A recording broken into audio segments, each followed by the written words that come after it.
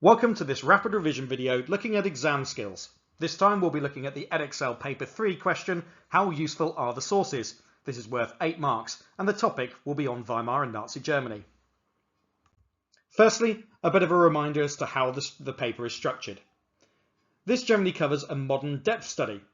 An example of such a study is Weimar and Nazi Germany 1918 to 1939, and that'll be the focus of this particular exam skills lesson. I've also got exam skills lessons on the Vietnam War and civil rights as well. This particular topic comprises Weimar Germany 1918 to 1933 and then Nazi Germany 1933 to 1939. Other topics are similarly organised. You will answer questions on sources, your knowledge and on interpretations. Therefore, there is a separate sources and interpretations sheet or booklet that's included with this exam.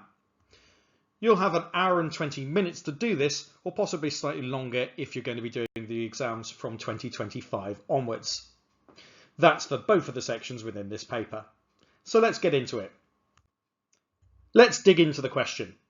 Study sources B and C. How useful are sources B and C for an inquiry into the reasons why Hitler became Chancellor in 1933? Explain your answer using sources B and C and your own knowledge of the historical context. This question is assessing your source analysis skills, which is known as Assessment Objective 3, and should take you about 12 minutes to do. You'll need to use your own knowledge to provide context. You will also need to ensure that you use the correct sources, so make sure that you are studying sources B and C for this. You'll need to relate utility or usefulness to the inquiry. In this case, that is the reasons why Hitler became Chancellor in 1933. You should prepare by studying and annotating the sources for a few minutes before commencing your answer. Often the first what can you infer question is completed in under 6 minutes, buying you some time. The same can be said for the 4-mark questions that follow this. So although you should allow yourself about 12 minutes, 15 minutes or maybe 16 is also acceptable usually. These sources will be useful when you deal with the interpretations questions later on. Each source will typically support one or other of the interpretations within the exam paper. So be mindful of that as well. Do bear in mind though that you need to explain your answer using both of the sources and your knowledge of the historical context. Without that, you're not going to get all 8 marks. I've taken this question and the sources from the 2022 exam paper. Let's have a look at source B. From Inside the Third Reich, the autobiography of Albert Speer, published in 1970. Here, Speer is recalling a number of election rallies held on the 27th of July 1932. At the time of these rallies, he was a junior member of the Nazi Party. Speer later became a senior member of the Nazi government. You might remember that he was Hitler's favoured architect. Our cars set out for the first stadium. I waited outside the stadium, so I did not hear Hitler's speech, but I could hear the thunderous applause from the crowd. Afterwards, we set off for another meeting. Hitler was making a total of 3 speeches that day. At the Berlin Stadium, the stands were packed with people and more were waiting outside. Hitler was very late, but the crowd still waited for hours. A roar of applause burst out when the crowd heard that Hitler was on his way. Now, remember that the focus here should be the reasons why Hitler became Chancellor in 1933. So let's first of all consider the content. The source describes Hitler making multiple speeches to convince people to vote for the Nazis in the July 1932 election. It tells us that Hitler was popular and people responded enthusiastically to his speeches. Also consider our own knowledge. I know that the Nazis did very well at the July 1932 election, winning 38% of the vote, winning 230 seats in the Reichstag and becoming the biggest party in the Reichstag. I know that Hitler made many speeches all over the country, often travelling by plane. And let's consider the provenance, the origin, the author, the purpose of this particular source. This is produced by an eyewitness to these events who would have had a good knowledge of them. The book was written in 1970, so the author has the benefit of hindsight to know what the 1932 result was and how Hitler became Chancellor. All of these things could make it useful. Now let's go through the same process with source C. This is from the diary of Joachim von Ribbentrop, written in 1933. Here, Ribbentrop is commenting on discussions in January 1933 about Hitler becoming Chancellor. At the time, Ribbentrop was a wealthy businessman and supporter of the Nazi Party. Okay, it starts with the 27th of January. In the evening, I see von Papen. I eventually convince von Papen that the only thing that makes sense is for Hindenburg to appoint Hitler as Chancellor. Von Papen is now absolutely in favour of Hitler becoming Chancellor. I believe that this is the turning point. 28th of January. Von Papen says that he has had a long talk with Hindenburg. Von Papen now thinks it is possible that Hindenburg could agree to make Hitler Chancellor. 29th of January. There is a long discussion between Von Papen and Hitler. Von Papen says that there are no more obstacles to Hitler becoming Chancellor. 30th of January. Hitler is appointed Chancellor. Let's consider the content first of all. The source describes the deal struck by Von Papen to make Hitler Chancellor despite Hindenburg's reluctance. What about our own knowledge? I know that the Nazis were the biggest party in the Reichstag at this time, and Schleicher had just been sacked. Von Papen and Hindenburg hoped to be able to control Hitler as Chancellor. And what about the provenance? This diary would likely have been written on the day that these events happened, or very soon after, although Ribbentrop may be exaggerating his role in events here. So again, all of these things could make source C quite useful as well. Let's consider the mark scheme now. I've not bothered with the bottom levels because we want to be aiming higher than that. You'll notice that all 8 marks are for AO3. This is source analysis. First of all, for Band 2 or Level 2, judgments on source utility for the specified inquiry are given. Now compare that to the top level. Judgments on source utility for the specified inquiry are given. It's basically exactly the same. It's what comes next that makes a difference. Judgments are supported by developed comment related to the content of the sources and or their provenance. That means you might just relate it to the content, or you might just relate it to the provenance, not both. Whereas for the upper band, you need to take into account the provenance and the source content. Contextual knowledge is used to directly support comments is for Level 2. Compare that to contextual knowledge is used in the process of interpreting the sources and applying criteria for judgments. In other words, you're using your knowledge to judge whether it's useful or not, rather than just adding things that you know. Those are the main differences between these different questions. So how would you go about writing it? The exam paper will end up looking something like this, with space to write. I tend to use a paragraph structure that goes judgment, content, own knowledge and provenance, or JCOP for short. Here's how it might be structured in your first paragraph, but this won't be the entire answer. Firstly, the judgment. Source B is useful for an inquiry into the reasons why Hitler became Chancellor, as it tells us that he was popular with German voters at the time of the July 1932 election. Now I'm going to support that judgment with content from the source.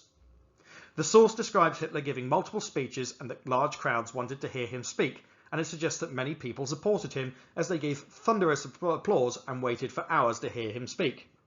And now I'm going to support and add to that with my own knowledge. From my own knowledge, I know that Hitler's campaigning made a big difference to the success of the Nazis. He travelled by plane across the country. In the end, the election was a triumph and the Nazis won 230 seats, becoming the biggest party in the Reichstag. This put significant pressure on Hindenburg to make Hitler Chancellor, remembering that we are meant to be going towards this inquiry as to the reasons why Hitler became Chancellor in 1933. Finally, my consideration of the provenance, the author, the date, the type of source and so forth. The provenance makes this more useful, as Speer was an eyewitness to these events who had a good knowledge of what happened. He wrote this in 1970, benefiting from hindsight, knowing the importance of the July 1932 election, which I've already outlined. So where am I picking up the marks? Yes, I'm making a clear judgment as to the utility of source B here. I'm using examples from the sources, and I'm using my own knowledge as well, and I'm making a judgment based upon the provenance, so I've made a pretty good start here.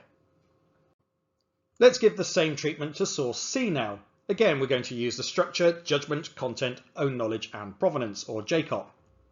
Source C is useful for an inquiry into the reasons why Hitler became Chancellor, as it tells us about the deal struck by Von Papen to make Hitler Chancellor. The source suggests that Ribbentrop contributed to discussions, but particularly that Von Papen was working hard to convince Hindenburg to make Hitler Chancellor. From my own knowledge, I know that Schleicher had recently been sacked by Hindenburg. There was huge pressure on the president to make Hitler Chancellor, as he led the biggest party in the Reichstag. Hindenburg hated Hitler, but he and Von Papen hoped to be able to control Hitler. The provenance makes this more useful, as Ribbentrop was describing these events in a private diary, where he would likely be honest about his thoughts, and was describing recent events. He might have exaggerated his role, but the events described fit what I know about how Hitler was appointed Chancellor. Again, I've given a clear judgment. I've also given some content from the source. I might have been able to include a quote from the source to show this to make it even more secure. I've given some own knowledge to add to that and to explain it, and I've justified why the provenance makes it more useful as well.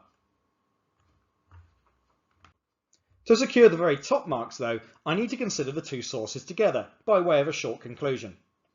Overall, sources B and C are very useful for the inquiry. Yes, to get the top marks it is worth bearing in mind their usefulness overall as a set rather than just individually. They tell us that Hitler was an effective campaigner, popular with voters, and helped the Nazis succeed in the elections in 1932. They also show how the pressure on von Papen and Hindenburg mounted until they had no choice but to appoint Hitler as chancellor. From my own knowledge, I know that the situation in Germany had many people vote for the Nazis, and that Hindenburg had tried to avoid appointing Hitler, first trying von Papen and then von Schleicher. However, as the sources tell us, the popularity of the Nazis meant that Hindenburg felt he had to appoint Hitler, even if he hoped to control him.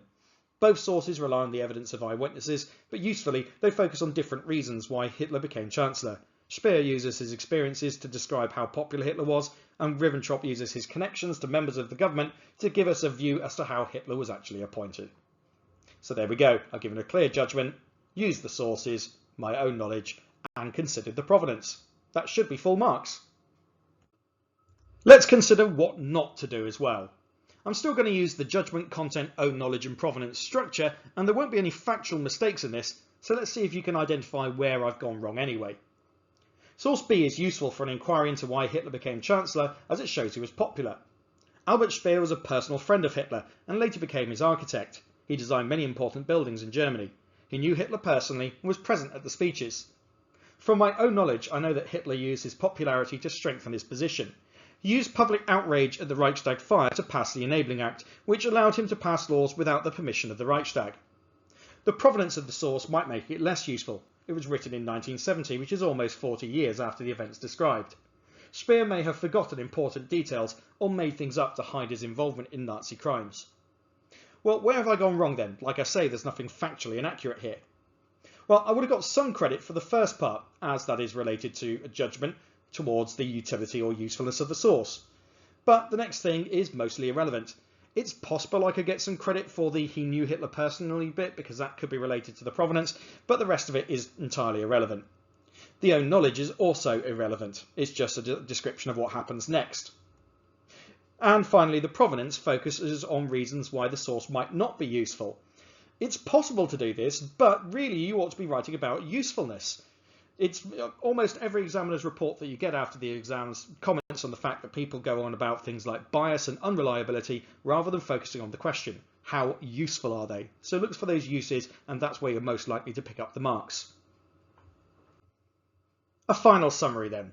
How useful source questions require some careful thought. You simply need to explain though the usefulness of both sources in relation to the stated inquiry, so read the question really carefully. Consider the content of the source, the own knowledge that you have that is related to it, and the provenance, the origin, the purpose and the author, the date, etc. of the sources, and how this affects both the uses and possibly limitations of the sources, but really you ought to be focusing on just the uses. Then come to an overall judgment. How useful are the sources considered together? Spend about 12 minutes on this question, or possibly a little bit longer, as a few minutes reading, labelling and annotating the sources is time well spent. You'll probably make up that extra time for some of the shorter 4-mark answers that won't take you very long to do at all. This question could be on any part of your studies, e.g. if you're doing Germany, it could be on the Weimar Germany element, or Hitler's rise, or indeed the Nazi regime and life in Nazi Germany. So be mindful of this when you're revising. That's the end of this rapid revision video though. Hopefully it's helped you out, and if it has, please like the video and subscribe to the channel. Thanks for watching.